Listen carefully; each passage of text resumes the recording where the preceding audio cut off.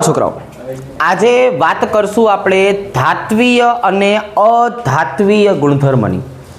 જો ધાત્વિય ગુણધર્મ અને અધાત્વિય ગુણધર્મ શબ્દ આપણે વાપરીએ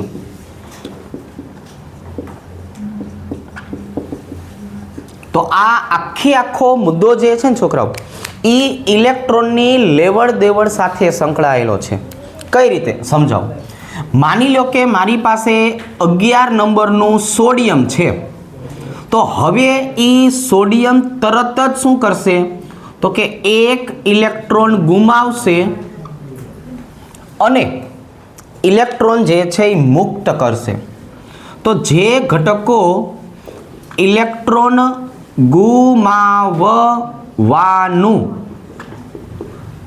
કાર્ય કરે છે, જે ઘટકો ઇલેક્ટ્રોન ગુમાવવાનું કાર્ય કરે છે એટલે કે ઇલેક્ટ્રોન દાન કરવાની વૃત્તિ છે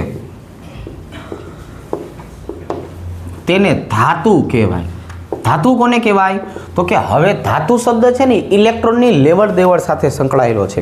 આપણે નાના હતા ત્યારે એવું શીખતા હતા કે ભાઈ ધાતુ એટલે શું તો કે ભટકાળો તો અવાજ કરે, બરાબર, તડકામાં રાખો તો ચળકે, ખેંચીને તાર બને, ટીપીને પતરા બને।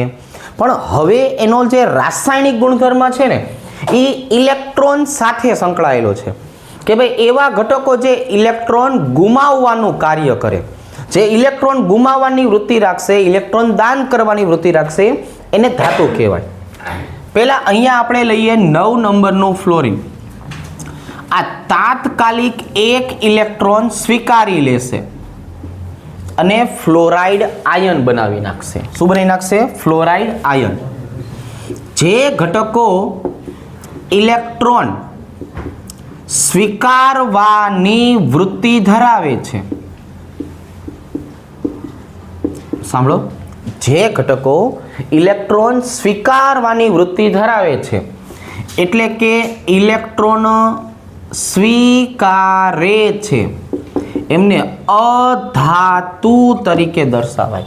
એટલે ઇલેક્ટ્રોન લેવાની જેની વૃત્તિ હશે ને એ બધા અધાતુ, ઇલેક્ટ્રોન દાન કરવાની જેમાં વૃત્તિ હશે ને એ બધા ધાતુ। એકદમ સિમ્પલ છે। હવે તો કે હવે જે આ ઇલેક્ટ્રોન દાન કરવાની વૃત્તિ જે રહી ને એનો મતલબ શું થયો તો કે ભાઈ એનો મતલબ આવો થયો, વિદ્યુત ઋણતાના નીચા મૂલ્યો અને જેનામાં ઇલેક્ટ્રોન સ્વીકારવાની વૃત્તિ છે ને છોકરાઓ, અહીંયા આપણે શું લખશું તો જો અહીંયા આપણે આવું લખશું, વિદ્યુત ઋણતાના ઊંચા મૂલ્યો।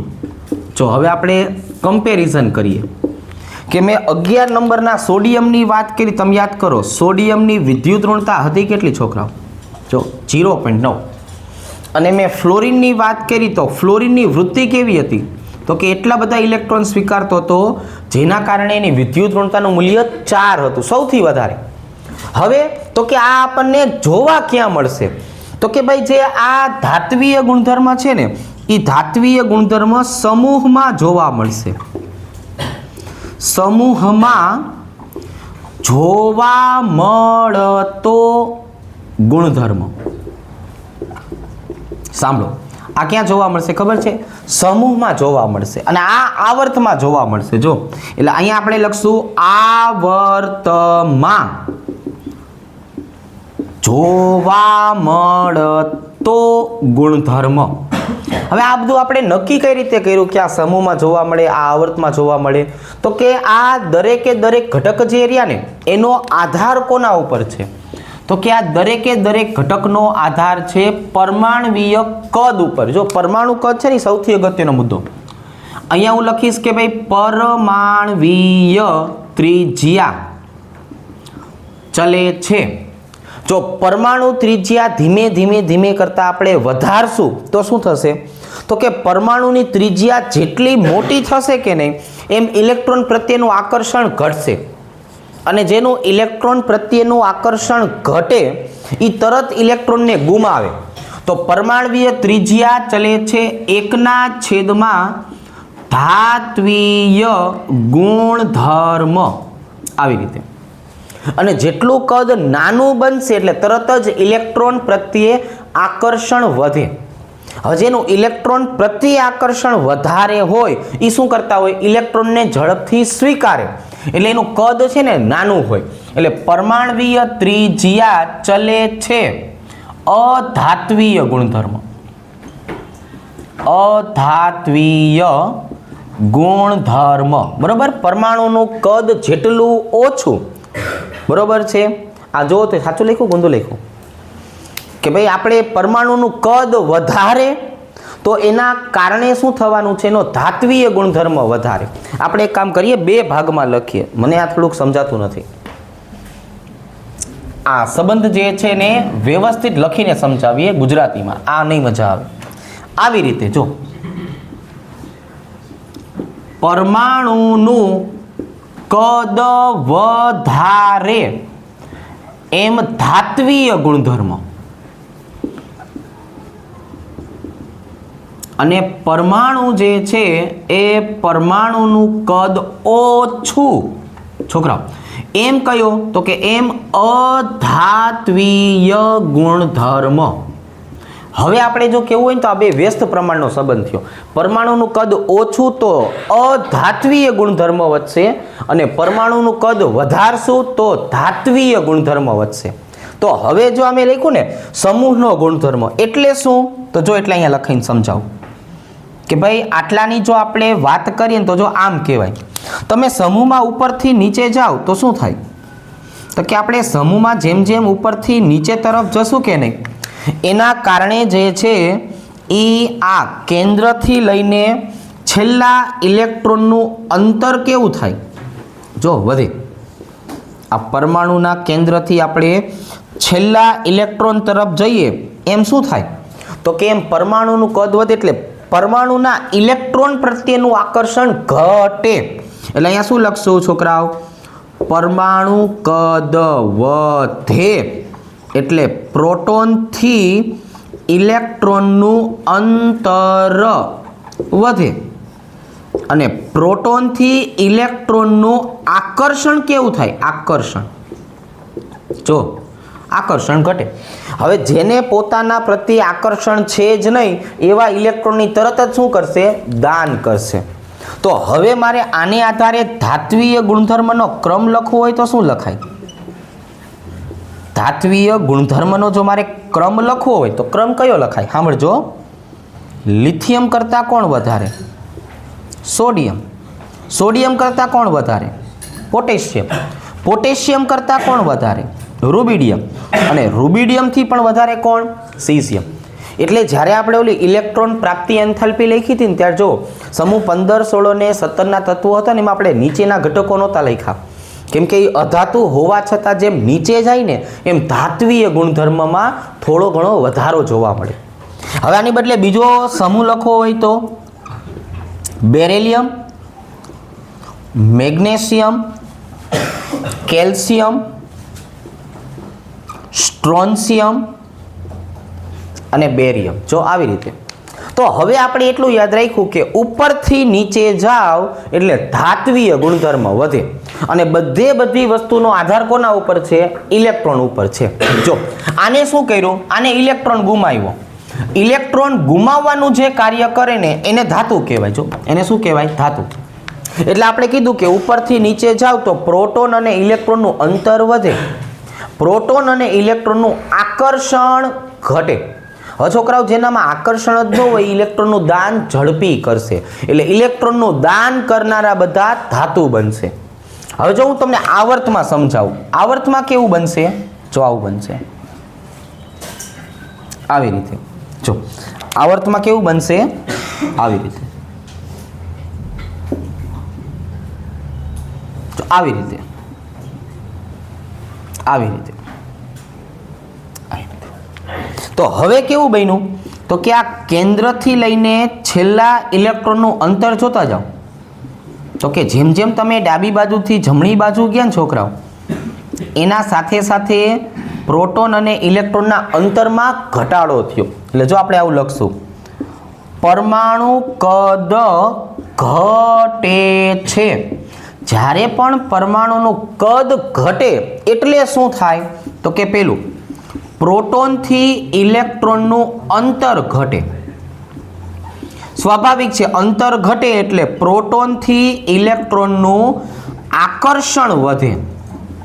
જો છોકરાઓ, અહીંયા શું થયું કે ભાઈ એનું આકર્ષણ છે એ આકર્ષણ વધી ગયું એટલે ઝડપથી ઇલેક્ટ્રોનને સ્વીકારવાનું કામ કરશે.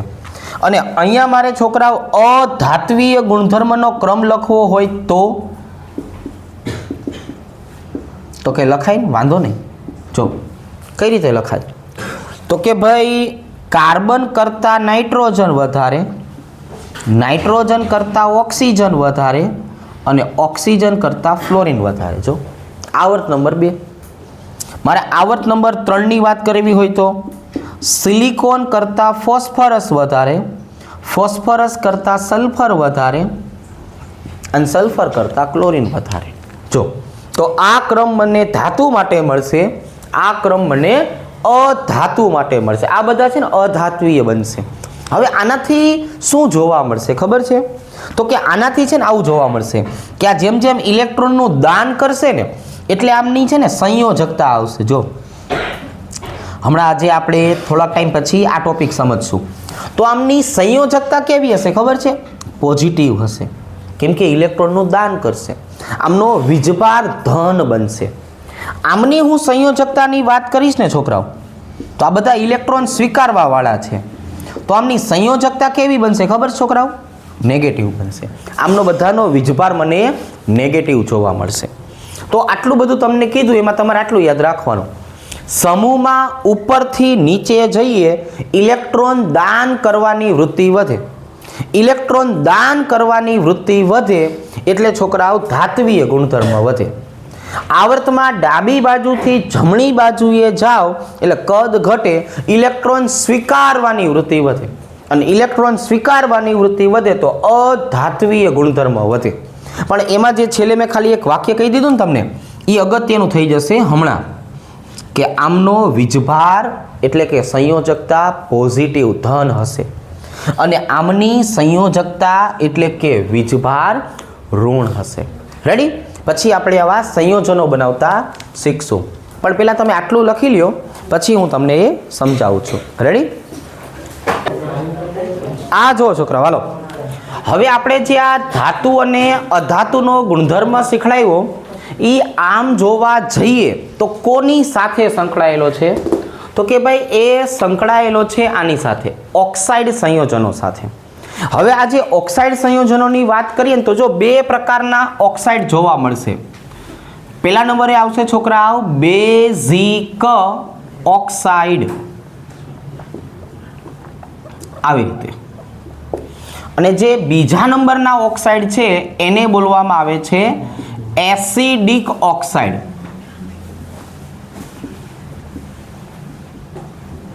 તો હવે આ બેઝિક ઓક્સાઇડ અને એસિડિક ઓક્સાઇડનો મતલબ શું થયો? તો જોઈનો મતલબ આવો થયો, ધાતુના ઓક્સાઇડ પાણી સાથેની પ્રક્રિયા દ્વારા, પાણી સાથેની પ્રક્રિયા દ્વારા બેઝ બનાવે છે, બેઝ બનાવે છે. એટલા માટે ધાત્વીય ઓક્સાઇડ જે છે એને બેઝિક ઓક્સાઇડ કહેવાય.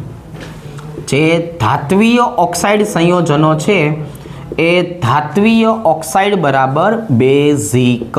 જો આવી રીતે વંચાય. આ બધું છે ને 12મા ધોરણમાં બહુ કામ આવશે. હવે એ જ વસ્તુ અહીંયા જો છોકરાઓ, આપણે અધાતુની વાત કરીએ તો અધાતુના ઓક્સાઇડ પાણી સાથેની પ્રક્રિયા દ્વારા, હવે જો હું છોકરાઓ અધાતુની વાત કરું ને તો અધાતુના ઓક્સાઇડ પાણી સાથેની પ્રક્રિયા દ્વારા એસિડ બનાવે છે. જો એસિડ બનાવે છે એટલે જે અધાત્વીય ઓક્સાઇડ રહ્યા ને, અધાત્વીય ઓક્સાઇડ, આ અધાત્વીય ઓક્સાઇડ બરાબર એસિડિક, આવી રીતે એને ઓળખાવાય.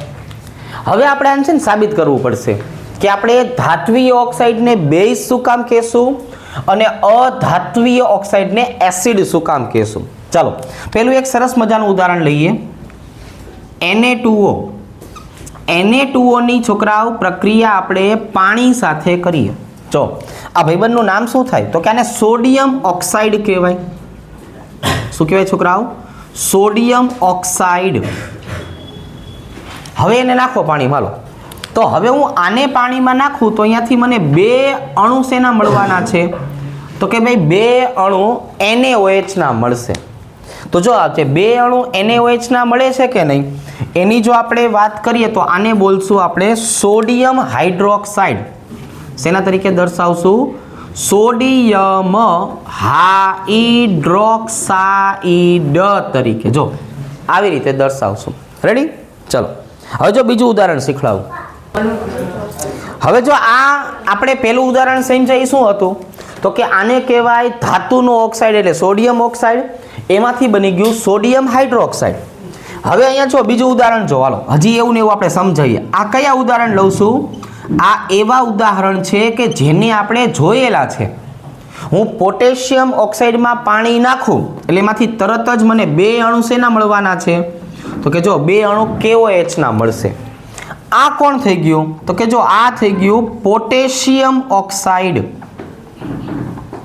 તો હવે આપણે આ પોટેશિયમ ઓક્સાઇડની વાત કરીએ તો એમાંથી આપણને જે નિપજ મળે છે એ કોણ તો કે નિપજ છે પોટેશિયમ હાઇડ્રોક્સાઇડ. જો આને શેના તરીકે દર્શાવાય? પોટેશિયમ હાઇડ્રોક્સાઇડ તરીકે દર્શાવાય. તો મેં શું કર્યું? ધાતુના ઓક્સાઇડ લીધા એની પાણી સાથેની પ્રક્રિયા કરાવી. પાણી સાથેની પ્રક્રિયા કરાવો એટલે સરસ મજાના આપણને બેઝ સંયોજનો મળે. હજુ એક આપણે ઉદાહરણ લઈએ છોકરાઓ. BaO. આ BaO ની પ્રક્રિયા આપણે પાણી સાથે કરીએ. જો ઉપરથી નીચે જાવ ને બેઝિક ગુણધર્મ વધશે. તો હવે તો કે અહીંયા આપણને શું મળી ગયું? BaOH twice. અહીંયા શું મળી ગયું? BaOH twice. તો આ આપણું જે બંધારણ છે એ બેરિયમ ઓક્સાઇડનું છે. જો આને બોલાય બેરિયમ ઓક્સાઇડ. હવે જો હું આ બેરિયમ ઓક્સાઇડની વાત કરું તો એમાંથી શું નિપજ મળી તો કે એમાંથી નિપજ મળી બેરિયમ હાઇડ્રોક્સાઇડ. જો આમાંથી આપણને જે નિપજ મળે છે ને છોકરાઓ એ કઈ મળી? બેરિયમ હાઇડ્રોક્સાઇડ આપણને મળ્યું. તો આ ધાતુ જે છે એ આવા પ્રકારના બેઝ સંયોજનો આપશે. હવે આ જ વસ્તુ મારે તમને એસિડ માટે સમજાવી છે. કઈ રીતે? જો કે ભાઈ અધાતુના ઓક્સાઇડ પાણી સાથેની પ્રક્રિયા દ્વારા એસિડ આપે છે. તો કઈ રીતે? ચાલો ડેમો લઈએ. આપણી પાસે એક ઉદાહરણ છે કાર્બનનું. જો હું કાર્બનની વાત કરું તો CO2. તમે CO2 ને પાણીમાં નાખશો છોકરાઓ એટલે એમાંથી આપણને એક સરસ મજાની સોડા બનશે. બરોબર? સાદી સોડા જેને આપણે કહીએ. H2CO3. જો શું બની ગયું છોકરાઓ? H2CO3. તો હવે આ ભાઈબંધ કોણ હતો? Carbon dioxide. જો આવી રીતે કાર્બન ડાયોક્સાઇડની વાત કરું તેમાંથી બનશે carbonic acid. Carbonic acid. Carbonic acid એટલે સાદી સોડા. જો આવી રીતે. હજી એક આપણે આનું ઉદાહરણ લઈએ છોકરાઓ. કયું? તો કે નાઇટ્રોજન વાળું Na2O5. એમાં જો હું પાણી નાખું છોકરાઓ Na2O5 નાઇટ્રોજન પેન્ટોક્સાઇડ કહેવાય. તરત જ મને બે અણુ શેના મળી જવાના છે ખબર છે? HNO3 ના. જો આ બધા કયા જેને આપણે ઓળખીએ છીએ ને એવા. તો આનું નામ શું છે? આનું નામ છે નાઇટ્રોજન પેન્ટોક્સાઇડ. હવે આ જે નાઇટ્રોજન પેન્ટોક્સાઇડની આપણે વાત કરીએ તો એને શેના તરીકે દર્શાવશું? એને નાઇટ્રિક એસિડ તરીકે દર્શાવશું. શેના તરીકે દર્શાવશું? નાઇટ્રિક એસિડ તરીકે. જો આવી રીતે. હવે તો કે હવે આપણે એક ઉદાહરણ હજુ લઈએ. SO3. તમે SO3 ને પાણીમાં નાખો છોકરાઓ તો એમાંથી આપણને નિપજ કઈ મળવાની? જોન જરાક. H2SO4. શું મળ્યું? જો આ એવા જ ઉદાહરણ લીધા છે જેને આપણે ઓળખીએ છીએ. આને સલ્ફર ઓક્સાઇડ કહેવાય. Sulphur trioxide. તો આ જે સલ્ફરના ઓક્સાઇડ હતા, નાઇટ્રોજન હતા, કાર્બન, આ બધા અધાતુ તત્વો હતા. તો એમાંથી તરત જ મને અહીંયા શું મળી ગયું છોકરાઓ જુઓ ને, સલ્ફ્યુરિક એસિડ. Sulphuric acid. તો આ એક વ્યવસ્થિત રીતે જાણવા જેવી વાત છે કે ધાતુના ઓક્સાઇડ એસિડિક બેઝિક, અધાતુના ઓક્સાઇડ એસિડિક. આ આપણે NaOH, KOH, બેરિયમ હાઇડ્રોક્સાઇડ અને H2CO3, HNO3 અને H2SO4 જો આના એસિડના ઉદાહરણ થયા જેને આપણે વ્યવસ્થિત રીતે જાણી શકાય. રેડી? તો આ એક 12મા ધોરણનો મુદ્દો છે, પણ અત્યારે તમારી જાણકારી માટે થઈને મેં અહીંયા લીધેલો છે, ધાતુ અને અધાતુના ગુણધર્મ સમજાવવા માટે. થોડીક વાર લઈને લખી નાખો હાલો તારે. ચલો આ જુઓ છોકરાઓ, હવે આપણે વાત કરવાની છે સંયોજકતા અને સંયોજન બનાવતા શીખવાનું છે. આ સૌથી અગત્યનો મુદ્દો છે, સૌથી સહેલો મુદ્દો છે. હવે અહીંયા આપણે પહેલા વાત કરવી છે સમૂહ નંબર 1, 2 અને 13. રેડી? પછી સમૂહ નંબર 14 ની વાત કરીએ તો એ મોટા ભાગે ભાગીદારી વાળો છે. કેવો છે? ભાગીદારી વાળો. એટલે આપણે અહીંયા વાત કરવાની છે 15, 16 અને 17 ના તત્વો વિશે. જો 3 આ બાજુના, 3 આ બાજુના. આમે જે સેપરેશન પાડેલું છે છોકરાઓ, એ સેપરેશન સમૂહ નંબર 14 ને આધારે પાડેલું છે. કારણ કે આ જે સમૂહ નંબર 14 ના તત્વો છે ને એ બધા કેવા, તો કે એ ભાગીદારી વાળા કહેવાય. કેવા કહેવાય છોકરાઓ? ભાગીદારી વાળા. હવે આ જે સમૂહ નંબર 1, 2 અને 13 આપણે લીધા છે ને, આ બધા કોણ? ઇલેક્ટ્રોન ગુમાવનારા. કેવા છોકરાઓ? ઇલેક્ટ્રોન ગુમાવનારા. આ 15, 16 અને 17 ની જે આપણે વાત કરીએ એ કોણ છોકરાઓ? તો કે ઇલેક્ટ્રોન સ્વીકારનારા. એ બધા કોણ? તો કે ઇલેક્ટ્રોનનો સ્વીકાર કરે ને એવા. તો હવે અહીંયા છે ને આપણે આવર્ત નંબર 1 થી સ્ટાર્ટ કરીએ. n બરાબર 1, n બરાબર 2, n બરાબર 3, n બરાબર 4 અને n બરાબર 5. પછીના જેમ જેમ નીચેની બાજુએ જઈએ છીએ ને એમ એમની સંયોજકતા ઘટતી જશે અને એની અંદર આપણને શું જોવા મળશે છોકરાઓ? કેન્દ્રીય ગુણધર્મ. એને રેડિયો એક્ટિવિટી ગુણધર્મ કહેવાય, રેડિયો સક્રિય ગુણધર્મ. આ રેડિયો સક્રિય ગુણધર્મના કારણે જે છે એ સંયોજનોના ગુણધર્મો વિશે આપણે અભ્યાસ કરી શકતા નથી. તો હવે સમૂહ નંબર 1 ની વાત કરીએ તો એમાં આપણને પહેલામાં હાઇડ્રોજન જોવા મળે છે, પણ હાઇડ્રોજનને આપણે છોકરાઓ દહીંમાં ફોદું રાખશું. શેમાં રાખશું છોકરાઓ? દહીંમાં ફોદું. એને હાલ પૂરતી ગણતરીમાં લેતા નથી. તો હવે તો કે અહીંયા જો હાલો, લિથિયમ, સોડિયમ, પોટેશિયમ, રૂબિડિયમ. અહીંયા જો ચાલો, બેરેલિયમ, મેગ્નેશિયમ, કેલ્શિયમ, સ્ટ્રોન્શિયમ. અહીંયા જુઓ છોકરાઓ, બોરોન, એલ્યુમિનિયમ, ગેલિયમ, ઇન્ડિયમ. આ બાજુએ જુઓ છોકરાઓ, nitrogen, phosphorus, arsenic, antimony. Ready? આ જુઓ છોકરાઓ, ઓક્સિજન, સલ્ફર, સિલેનિયમ અને એના પછી આવશે છોકરાઓ ટેલુરિયમ. એના પછીની વાત કરીએ તાને બધા આપણે ઓળખીએ છીએ, ફ્લોરિન, ક્લોરિન, બ્રોમિન, આયોડિન. હવે તો કે હવે છોકરાઓ આની જો હું વાત કરું ને તો આ બધાની સામાન્ય ઇલેક્ટ્રોન રચના શું થાય જરાક જોવો ને. આ બધાની મારે ઇલેક્ટ્રોન રચના લખવી હોય તો NS1, NS2, NS2, NP1. આનો અર્થ એવો થયો કે આ બધા કેટલા ઇલેક્ટ્રોન ગુમાવી શકે? તો કે આ બધા એક ઇલેક્ટ્રોન ગુમાવી શકે. એટલે આ બનશે M+1 વાળા સંયોજનો. આ બધા કેટલા ઇલેક્ટ્રોન ગુમાવી શકે? બે ઇલેક્ટ્રોન ગુમાવી શકે. આ બધા બનવાના છે M+2 વાળા સંયોજનો. અને આમની જો વાત કરીએ તો એક અહીંયા ને બે અહીંયા 3 ઇલેક્ટ્રોન ગુમાવશે. એટલે આ બધા કેવા બની ગયા? M+3 વાળા સંયોજનો. જો આ એક ઇલેક્ટ્રોન ગુમાવશે, આ બે ગુમાવશે, આ ત્રણ ગુમાવશે. આમની સામાન્ય ઇલેક્ટ્રોન રચના શું થાય? NH2NP3 NH2NP4 અને NH2NP5 આવી રીતે. હવે આ જો છોકરાઓ, હવે અહીંયા આ બધા ઘટકો જે છે એ 5 ઇલેક્ટ્રોન ગુમાવવાને બદલે 3 ઇલેક્ટ્રોન સ્વીકારશે. એટલે આમની જો આપણે વાત કરીએ છોકરાઓ તો આ બધા કેવા થઈ ગયા? તો કે જો 3 ઇલેક્ટ્રોન સ્વીકારવા વાળા. આ છોકરાઓ 6 ઇલેક્ટ્રોન ગુમાવવાને બદલે 2 ઇલેક્ટ્રોન સ્વીકારશે. આ બધા કેવા થઈ ગયા? -2 સંયોજકતા વાળા. અને આમની જો વાત કરીએ તો આ બધા 1 ઇલેક્ટ્રોન સ્વીકારશે, એટલે આ બની ગયા -1 વાળા સંયોજનો. રેડી?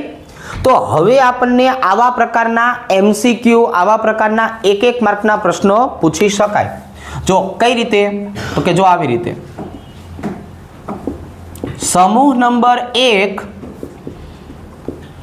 આવર્ત નંબર 4 ના તત્વની પ્રક્રિયા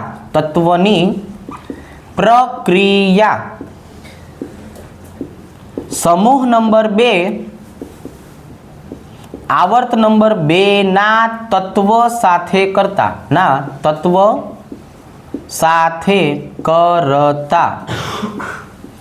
બનતા સંયોજનનું અણુસૂત્ર અને નામ જણાવો. અણુસૂત્ર અને નામ જણાવો. જો આ પહેલી વખત છે એટલે મેં આખી રકમ લખી. હવે પછી આપણે ખાલી બેનો સરવાળો જ લખશું. હવે આપણે શું કર્યું? તો કે સમૂહ નંબર 1 ગોઈતો, આવર્ત નંબર 4 ગોઈતું. જોવો જોઈએ મને અહીંયા શું મળ્યું? પોટેશિયમ. તો એનો અર્થ આવો થયો ને કે અહીંયા પોટેશિયમ +1 મળ્યું. જો ફરીથી એકવાર સમજાવું. સમૂહ નંબર 1 એટલે મારે અહીંયા જોવાનું, આવર્ત નંબર 4 એટલે અહીંયા જોવાનું. તો જોવો જોઈએ સમૂહ 1 અને આવર્ત 4 પોટેશિયમ.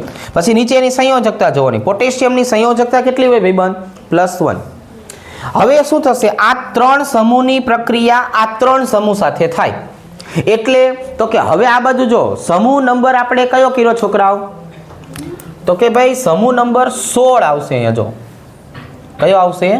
16. ચાલો, સમૂહ નંબર 16 એટલે કોણ? તો કે સમૂહ નંબર 16 એટલે આ. એના આવર્ત નંબર કયા લેવાના કીધા છે? 2. ચાલો ભાઈ, આવર્ત નંબર 2 એટલે કોણ? તો કે આ ઓક્સિજન. એની સંયોજકતા કેટલી? -2. તો હવે જો અહીંયા આવું બન્યું, ઓક્સિજન -2, પોટેશિયમ +1, ઓક્સિજન -2. કરો ચોકડી ગુણાકાર. બોલો ભાઈબંધ, ચોકડી ગુણાકારનો જવાબ શું આવશે? K2O. અને એનું નામ શું થશે? Potassium oxide. જો ભાઈબંધ, આનું સંયોજનનું સૂત્ર શું બનશે? પોટેશિયમ ઓક્સાઇડ બનશે.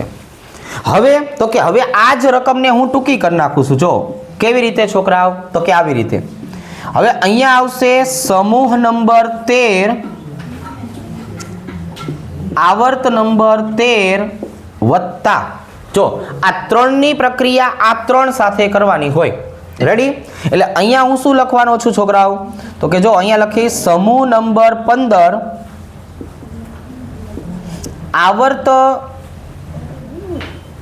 આવર્ત નંબર 4 સાથે. જો આવી રીતે થોડુંક લખવામાં ભૂલ પડે છે, થોડું ધ્યાન રાખજો.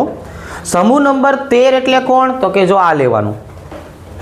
એનો આવર્ત નંબર 3 એટલે કોણ? તો કે એલ્યુમિનિયમ. એલ્યુમિનિયમની સંયોજકતા કેટલી? +3. તો અહીંયા તમે શું લખવાના છો? એલ્યુમિનિયમ +3 વત્તા.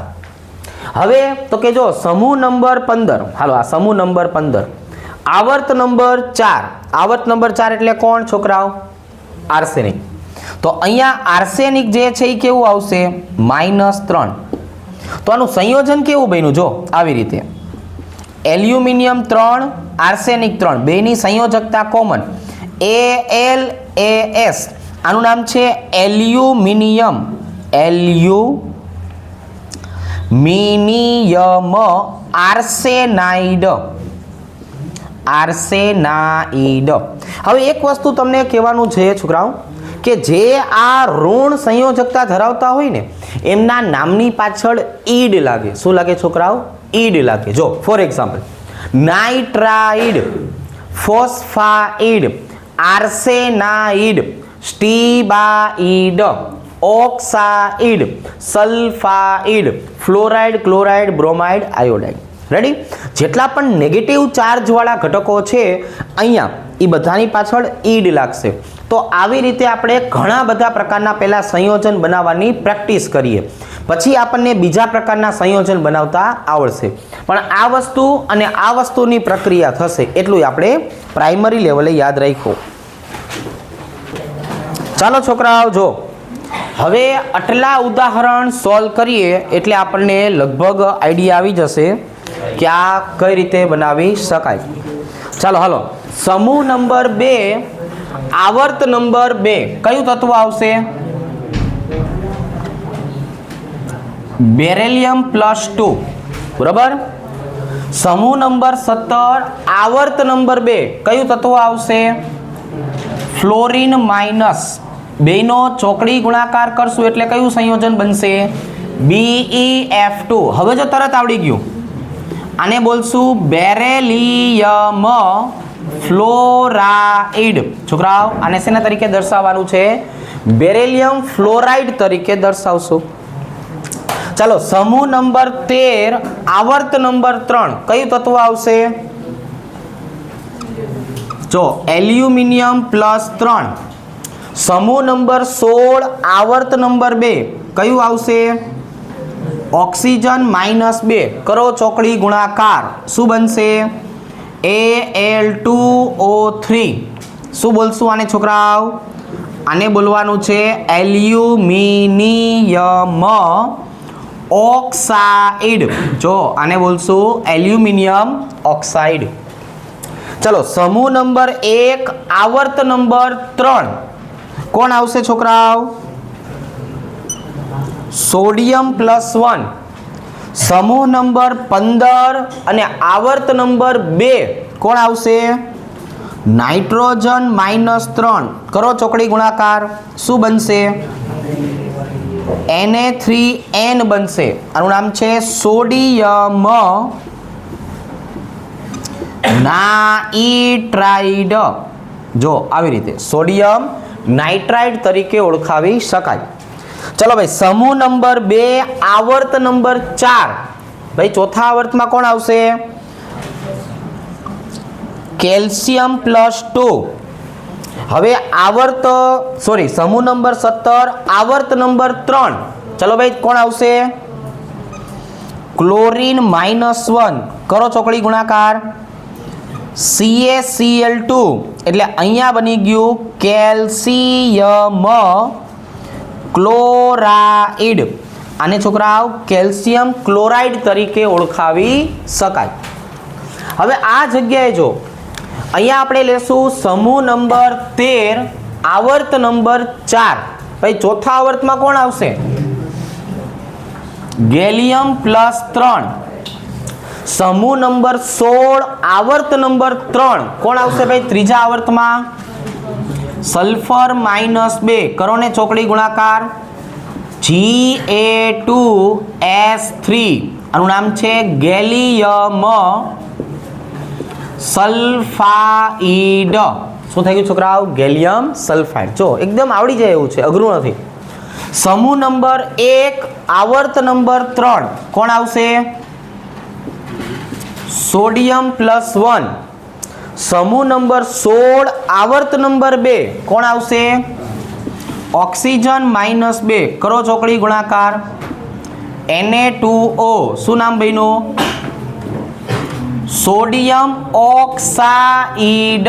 જો ભાઈ સોડિયમ ઓક્સાઇડ બન્યું.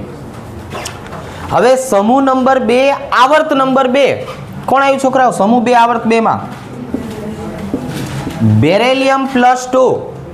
હવે અહીંયા જો સમૂહ નંબર 17, આવર્ત નંબર 4, ચોથા આવર્તમાં કોણ આવે? ભાઈ બ્રોમિન -1. કરો ચોકડી ગુણાકાર, શું બની ગયું? BeBr2. શું નામ થઈ જશે આનું? Beryllium bromide. આને છોકરાઓ બેરિલિયમ બ્રોમાઇડ તરીકે ઓળખાવી શકાય. તો બધા સંયોજનો આવી રીતે બને. તો એક મેથડ જે છે ને એ આ હતી. એક મેથડ એની આ છે કે આવી રીતે તમે બધા ઘટકોને ભેગા કરી શકો. બીજી મેથડ હવે આપણે સમજીએ.